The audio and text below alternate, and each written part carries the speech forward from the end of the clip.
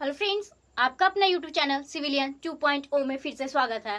मैं आपके लिए फिर से एक छोटा सा वीडियो लेक्चर लेकर आई हूँ जिसमें कि हम गांधी युग यानी गांधी जी के बारे में सारी बातों को हम जानेंगे। आप लोग इतना तो जानते होंगे कि गांधी जी कौन थे और इन्होंने भारत के लिए क्या क्या अपना योगदान किया है, तो इनके बारे में आप कुछ बातों तो जानते ही होंगे। तो दोस्तों, हम आपको उनके बारे में सारी बातें डिटेल में बताएंगे और वो सारी बातों को समझाएंगे जो आप नहीं जानते हैं या फिर जानते होंगे तो पिछली कक्षाओं में आपने पढ़ा होगा, बचपन में पढ़े होंगे कि गांधी जी कौन थे और क्या क्या थे। तो उनके आंदोलन के बारे में, उन्होंने कब कौन सी आंदोलन की, उनका परिचय, उनकी पढ़ाई कहाँ से की, एक एक करके हम आपको सारी जानकारी आपको हम पहुंचाएंगे। दोस्तों, ये वीडियो लेक्चर आपके लिए बहुत ही ज्यादा इंपॉर्टेंट होने वाला है। क्योंकि ये इस वीडियो लेक्चर से आपको 4 से 5 प्रश्न आपके एग्जाम में जरूर देखने को मिलते होंगे। पूछे जाते होंगे भारत छोड़ो आंदोलन, सविनय अवज्ञा आंदोलन, ये असहयोग आंदोलन, सत्याग्रह, दांडी मार्च, या फिर बहुत सारे जितने भी इन्होंने किए थे, या फिर उन्होंने बहुत सारी पुस्तकें लिखी, या फिर इनको कौन सी उपाधि किसने दी है, इन सारी बातों के बारे में आपके एग्जामों में, आपके परीक्षाओं में सवाल पूछे जाते हैं। तो आप बेझिझक इन सवालों का उत्तर आप आसानी से दे पाएंगे। तो दोस्तों, आइए हम इस वीडियो लेक्चर को शुरू करते हैं और हम पढ़ना स्टार्ट करते हैं। दोस्तों, सबसे पहले हम जान लेंगे कि गांधी जी थे कौन। तो गांधी जी कौन थे दोस्तों, इनका जन्म कब होता है? तो इनका जन्म कब होता है दोस्तों, इनका जन्म 2 अक्टूबर यानी 2 अक्टूबर 1869 ईस्वी में इनका जन्म होता है। और कहाँ होता है? तो गुजरात के कहाँ, पोरबंदर नामक स्थान पे कहा होता है इनका जन्म होता है। और इनको प्यार से लोग क्या कहते हैं दोस्तों, इन्हें जवाहरलाल नेहरू ने प्यार से बापू का उपाधि दिया था। तो ये भी प्रश्न पूछे जाते हैं कि आप लोग को तो पता होगा कि गांधी जी का बापू का कर पुकारते हैं, लेकिन ये उपाधि किसने दी है दोस्तों? तो ये जवाहरलाल नेहरू ने इनको बापू की उपाधि दी है।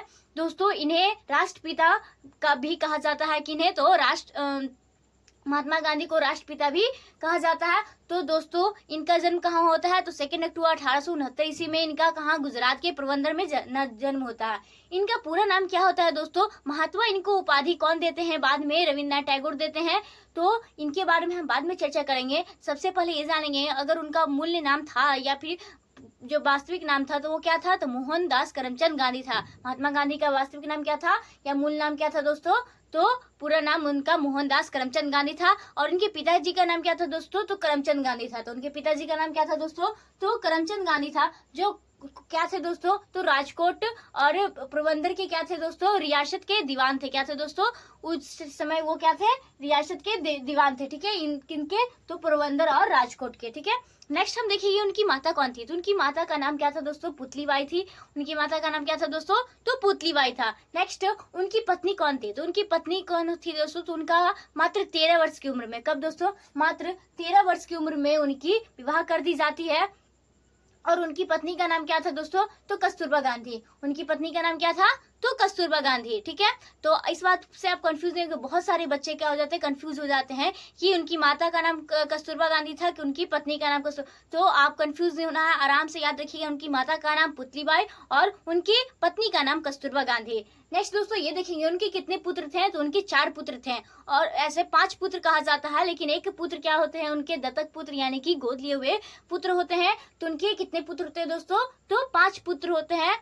ऐसे 4 पुत्र होते हैं जो उनके होते हैं, जैसे हरिलाल, मणिलाल, देवदास और रामदास। ये क्या थे? 4 उनके क्या थे? पुत्र थे। और एक लास्ट यमुना लाल बजाज। कौन दोस्तों? तो यमुना लाल बजाज कौन थे? इनके दत्तक पुत्र थे यानी कि गोद लिए हुए पुत्र।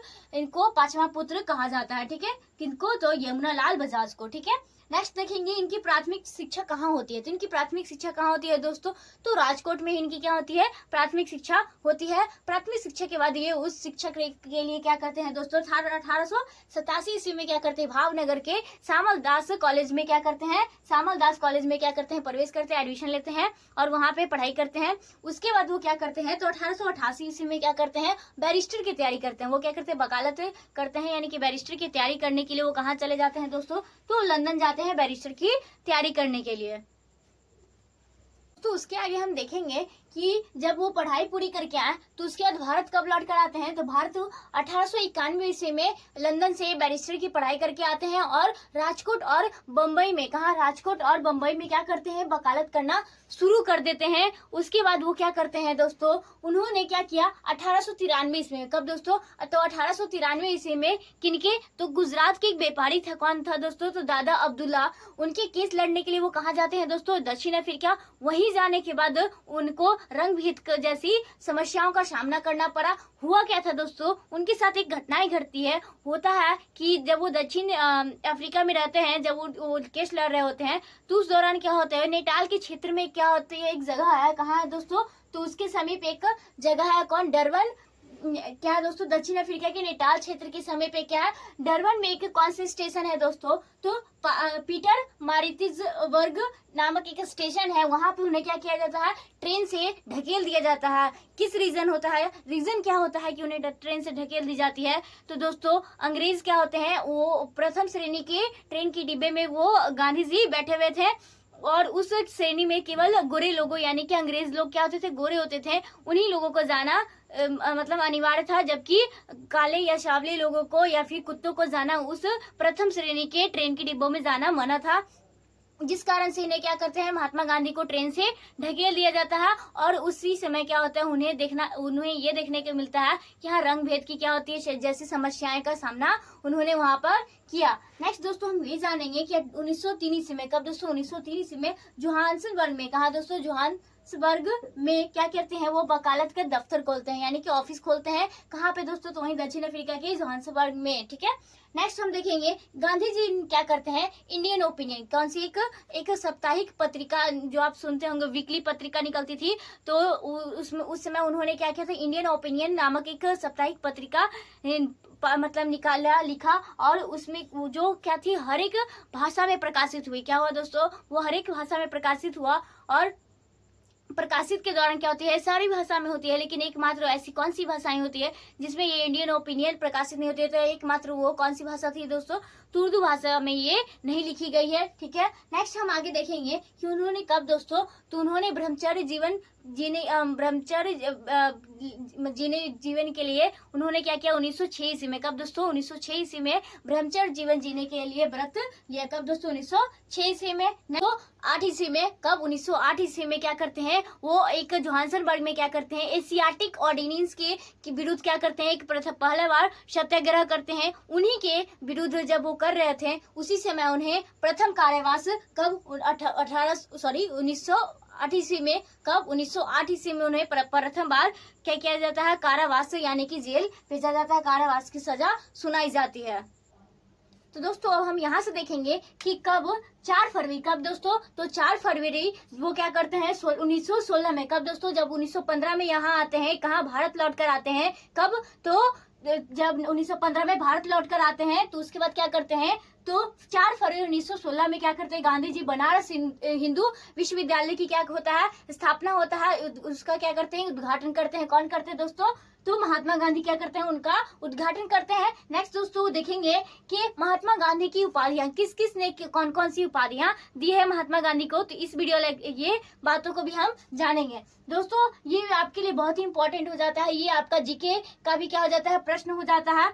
तो इसको आप ध्यान से देखिएगा कि अंग्रेजों ने महात्मा गांधी को किसकी उपाधि दी, तो सर्जेंट की उपाधि दी। किसकी उपाधि दी दोस्तों, तो अंग्रेजों ने इन्हें महात्मा गांधी को सर्जेंट की उपाधि दी, जबकि ब्रिटिश सरकार ने इन्हें केसर ए हिंद क्या कहा, केसर ए हिंद की उपाधि की। क्यों, क्योंकि इन्होंने अंग्रेजों का क्या किया था, सहयोग किया था, जिस दौरान इन्हें क्या कहा गया ब्रिटिश सरकार ने, तो केसर ए हिंद की उपाधि दी गई, ठीक है। नेक्स्ट देखेंगे चंपारण सत्याग्रह। जब चंपारण सत्याग्रह उन्होंने किया था, जिसके बारे में हम आगे देखेंगे अच्छे से डिटेल से, तो चंपारण सत्याग्रह का जब ये सफलता प्राप्त हुआ तो उस समय इन्हें कौन, रविन्द्रनाथ टैगोर, किसने दोस्तों, रविन्द्रनाथ टैगोर ने इन्हें किन की उपाधि दी, तो महात्मा की उपाधि दी। कौन सी उपाधि दी, तो महात्मा की उपाधि कौन देते हैं, तो रविन्द्रनाथ टैगोर कब देते हैं, तो चंपारण सत्याग्रह का सफलता होने के बाद इन्हें महात्मा की उपाधि देते हैं। दोस्तों इनका मूल नाम क्या हमने बताया आपको, तो मोहनदास करमचंद गांधी इनका मूल नाम था। और महात्मा की उपाधि कब दी गई,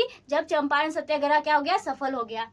नेक्स्ट दोस्तों देखेंगे जवाहरलाल नेहरू ने इन्हें क्या चीज का उपाधि दिया, तो बापू। जैसे हम लोग महात्मा गांधी को बापू कहकर पुकारते हैं, तो ये उपाधि किसने दी दोस्तों, तो जवाहरलाल नेहरू ने बापू कहकर पुकारा। नेक्स्ट दोस्तों देखेंगे सुभाष चंद्र बोस, किसने दोस्तों, सुभाष चंद्र बोस ने इन्हें राष्ट्रपिता की उपाधि किसने दी, तो सुभाष चंद्र बोस ने। जबकि बापू की उपाधि किसने दी, तो पंडित जवाहरलाल नेहरू ने। नेक्स्ट दोस्तों देखेंगे इन्हें विंस्टन चर्चिल ने इन्हें तो फकीर, अर्धनग्न फकीर कहा। क्योंकि वो क्या करते थे, अर्धनग्न मतलब कहने का मतलब वो धोती मात्र, एक सीधे से डंडा चश्मा मात्र, मतलब कि वो वस्त्र वगैरह नहीं, एक होता है कि शर्ट फुल पैंट पहनकर निकल जाना, तो वैसे उन वस्त्रों में वो नहीं रहते थे, वो धोती का इस्तेमाल करते थे, तो आधा नंगा रहते थे, इसलिए उन्हें क्या कहा गया, अर्धनग्न फकीर कहते थे। किसने, तो विंस्टन चर्चिल ने उन्हें अर्धनग्न फकीर कहा। तो नेक्स्ट हम देखेंगे दोस्तों कि रामधारी सिद्दीकर इनको कौन सी उपाधि देते हैं, तो रामधारी सिंह ने क्या कहते हैं, सर्वोदय का अग्रदूत कहते हैं। किन्हें, तो महात्मा गांधी को